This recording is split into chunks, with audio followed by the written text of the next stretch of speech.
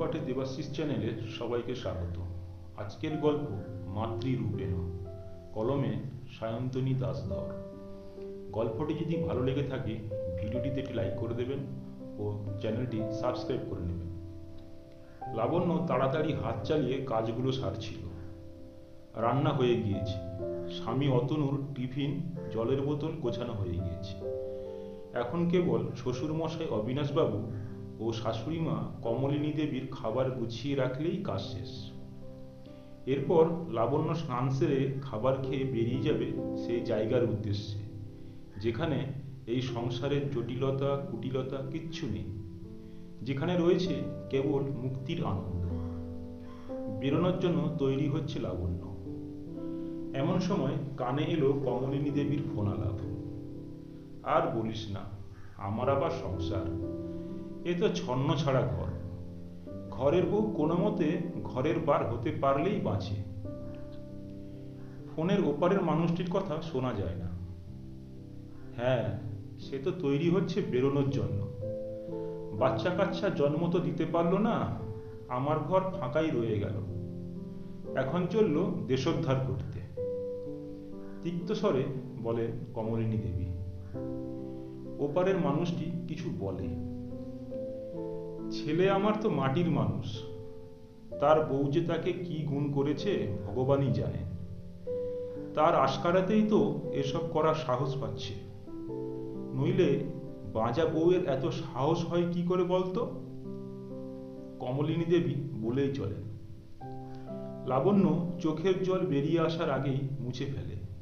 না, আর কাঁদবে না সে, কারোর কথা কানেও তুলবে না। এবার থেকে সে অন্যদের পাশাপাশি নিজেরও খেয়াল রাখবে। মা, আমি বেরোলাম, খাবার গুছিয়ে রেখেছি, সময় মতো খেয়ে নিও।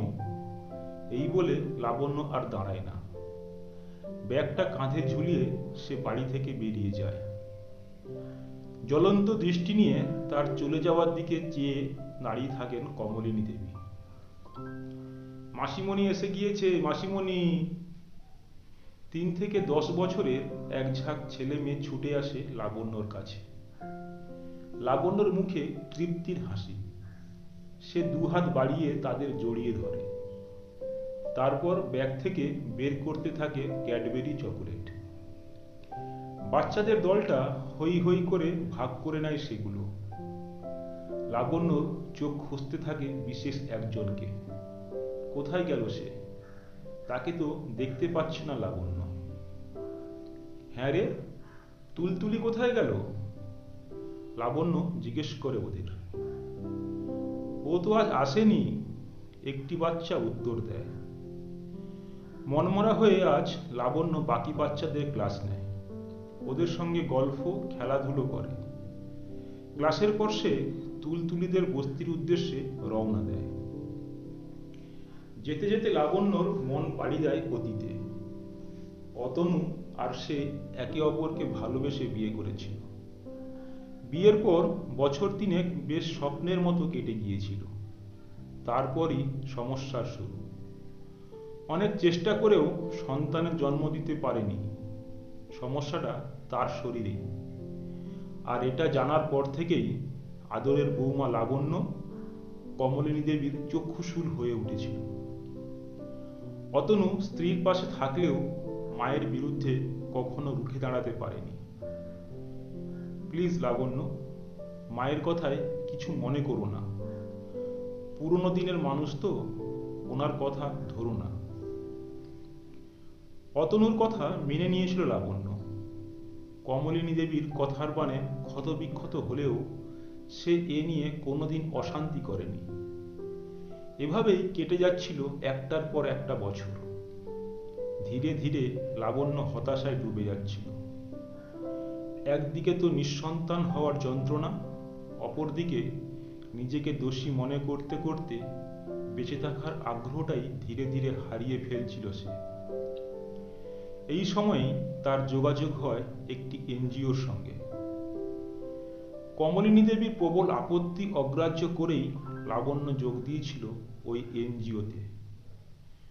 অতনু অবশ্য তাকে সমর্থন করেছিল। এনজিওর হয়ে সে অসহায় শিশুদের পড়াতে শুরু করেছিল। কাছের একটি বস্তি থেকে বাচ্চারা আসতো সেখানে পড়তে। সেখানেই লাবণ্যর সঙ্গে দেখা তুলতুলির।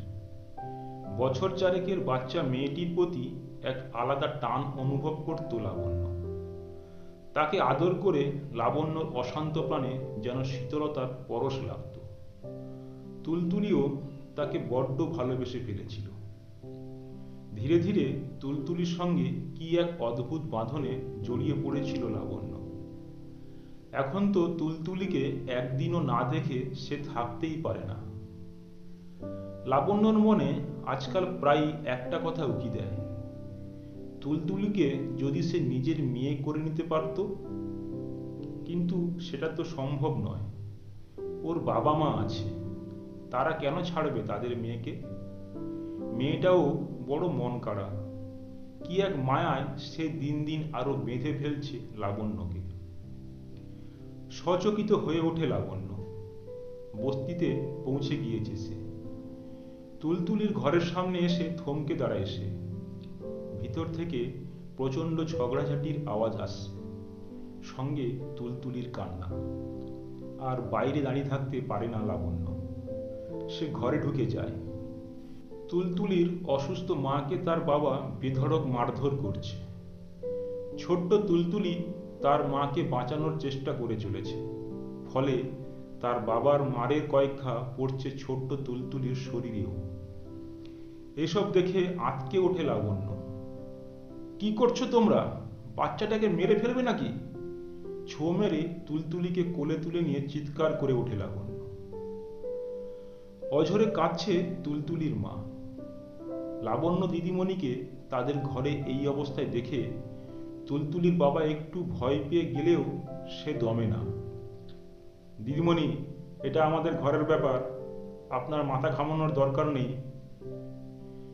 অসুস্থ বউকে এভাবে মারছো, এতটুকু মেয়েটাকেও রেহাই দিচ্ছ না, আবার বলছো তোমার ঘরের ব্যাপার? দাঁড়াও, তোমাকে পুলিশের হাতে তুলে দিলে তোমার উচিত শিক্ষা হবে। লাবণ্য রুখে দাঁড়ায়।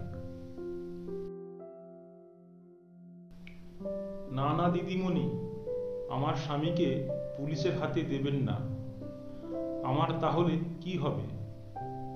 কেঁদে ওঠে তুলতুলির মা। হায় রে, এত মার খেয়েও তুমি তোমার স্বামীকে বাঁচাতে চাইছো? অবাক হয়ে লাবণ্য বলে। স্বামীর মার খাওয়া আমার কপালের লিখন দিদিমণি। এই স্বামী তো আমাকে আর আমার মেয়েকে দেখাশোনাও করে। তুলতুলির মায়ের কথা শুনে আশ্চর্য হয়ে যায় লাবণ্য। সেটাই তো ওর কর্তব্য। না না দিদিমণি, তুলতুলি তো আমার আগের পক্ষের মেয়ে, আর সেই নিয়েই তো অশান্তি।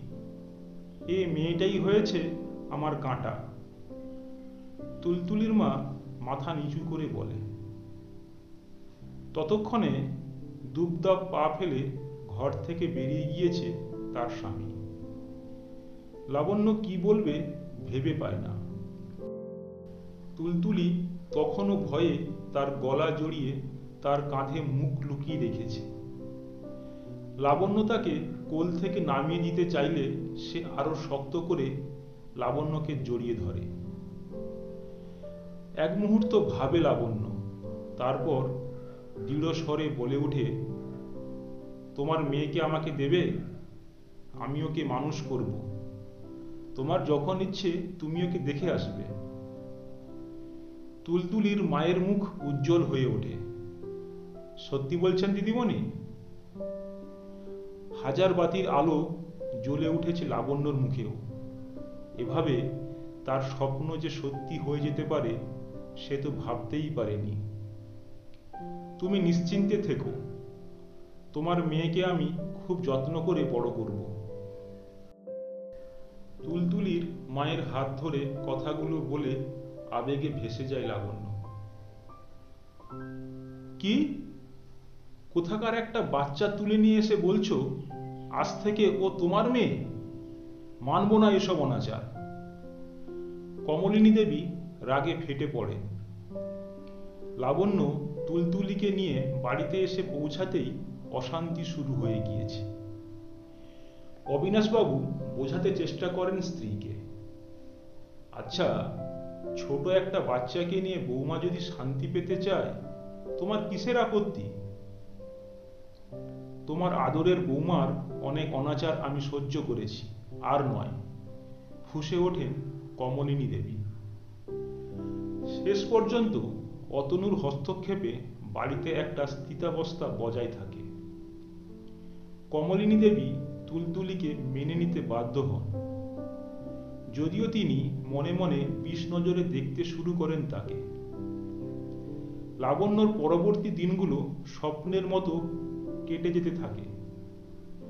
তুলতুলিকে ঘিরেই তার জীবন আবর্তিত হতে শুরু করে। তুলতুলিকে একটি ভালো স্কুলে ভর্তি করে সে। বাড়িতে খেলনা পুতুলের মেলা বসিয়ে দেয় সে। এ সবকিছু তোর, তুলতুলিকে আদর করে বলে লাবণ্য। এত কিছু সব আমার? বিস্ময়ে হতবাক হয়ে যায় তুলতুলি। নোংরা বস্তির ছোট্ট ঘরে রোজকার মারধর, ছেঁড়া পুতুল, আধপেটা খাবারের অধিকারী তুলতুলি বড় বাড়িতে এসে হঠাৎ করে সবকিছু পেয়ে একেবারে দিশাহারা হয়ে যায়।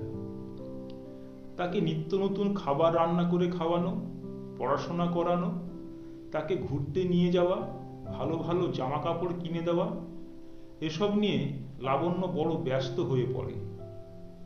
তার নিস্তরঙ্গ নিষ্প্রাণ অর্থহীন জীবনটা হঠাৎ করে যেন এক জাদুকাঠির ছোঁয়ায় খুশিতে টইটুম্বুর হয়ে ওঠে। বেশ কয়েক মাস এভাবে লাবণ্য ও তুলতুলির জীবন ঘোরের মধ্যে কেটে যায়। কয়েকদিন ধরেই ছোট্ট তুলতুলি বড় বিষণ্ণ। সব পেয়েছির আসরে থেকেও সে যেন কি খুঁজে বেড়ায়। কি হয়েছে সোনামা, তোর মন খারাপ কেন? বারবার জিজ্ঞেস করেও কোনো সদুত্তর পায় না লাবণ্য। দিন দিন কেমন যেন নেতিয়ে পড়ে তুলতুলি। এত বিলাসিতার উপকরণ চারিদিকে, তবুও কোনো কিছুর প্রতি যেন তার আগ্রহ নেই। শেষে একদিন সে অঝরে কাঁদতে কাঁদতে বলে, আমি মায়ের কাছে যাব মাসিমণি, মাকে ছেড়ে আর থাকতে পারছি না আমি। পাথরের মতো স্থির হয়ে যায় লাবণ্য।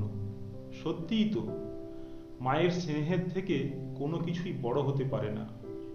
কিছুদিন হয়তো বাইরের উপকরণ নিয়ে মেতে থাকা যায়, কিন্তু আজীবন নয়। লাবণ্যর ভালোবাসা, এত আরাম, আয়েশ, প্রাচুর্য, কোনো কিছুই আর তুলতুলিকে আটকে রাখতে পারে না। সে কান্নাকাটি শুরু করে দেয়, অসুস্থ হয়ে পড়ে। তুমি ওকে ওর মায়ের কাছে ফিরিয়ে দাও, ওকে সবকিছু দাও, কিন্তু মায়ের কাছে রেখে। লাবণ্যর মাথায় হাত রেখে বলে অতনু। দিদিমণি, আমার মেয়েকে আমার কাছে ফিরিয়ে দিন আপনি, আমি আর ওকে ছেড়ে থাকতে পারছি না। হঠাৎ একদিন তুলতুলির মা এসে কেঁদে পড়ে লাবণ্যর কাছে। মাকে দেখেই তুলতুলি ঝাঁপিয়ে পড়ে মায়ের কোলে। মা মেয়ের মিলন দৃশ্য দেখে লাবণ্য চোখের জল সামলাতে পারে না। অনেক কষ্টে নিজের মনকে শক্ত করে সিদ্ধান্ত নেয় সে, আজ থেকে তুলতুলির সব দায়িত্ব তার। কিন্তু তুলতুলিকে সে নিজের কাছে রাখবে না, তাকে তার মায়ের কাছেই ফিরিয়ে দেবে। জন্ম না দিলেও লাবণ্য তো তুলতুলির মা হয়ে উঠেছে। মাকে অনেক কষ্ট, ত্যাগ স্বীকার করতে হয়। লাবণ্যকে এই ত্যাগের পরীক্ষায় মা হয়ে উঠতেই হবে। পারবে তো সে? তুমি নিশ্চয়ই পারবে। অতনু লাবণ্যর হাত ধরে। জল ভরা চোখে লাবণ্য তার বুকে মাথা রাখে। মনে মনে নিজেকে বলে, জন্ম দিলেই কেবল মা হয় নাকি? আমি প্রমাণ করে দেব, জন্ম না দিলেও ত্যাগের মধ্য দিয়ে কিভাবে মা হয়ে ওঠা যায়। গল্পটি কেমন লাগলো কমেন্ট করে জানাবেন। আর এই ধরনের নিত্য নতুন গল্প পেতে চ্যানেলটি অবশ্যই সাবস্ক্রাইব করে রাখবেন। নমস্কার।